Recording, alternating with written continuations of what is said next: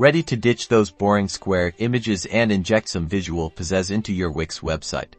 Let's crop images into perfect circles in Wix, making your site instantly more polished and professional. First, open your Wix Editor and click the plus sign on the left side, labeled Add, to open the content menu.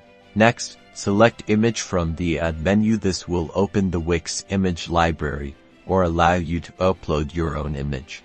Choose an image from the Wix Media Manager, or upload one from your computer. Once selected, the image will appear on your page, probably as a square or rectangle. Don't worry, we'll fix that. Click on the image you want to crop. A toolbar will appear above or below it. Find the crop icon. It looks like overlapping squares and click on it. The crop and edit window will pop up. Look for the shape crop option at the top of the window. Click on it, and then select the circle shape. Your image is now magically transformed into a circle. You can adjust the size and position of the circle within the original image using the handles to get the perfect crop. Once you're happy with the placement, click the Apply button to save your changes. And there you have it. Your image is now a perfect circle, ready to enhance your website's design. Use this technique for profile pictures, logos, or any other creative purpose you can imagine. Experiment and have fun.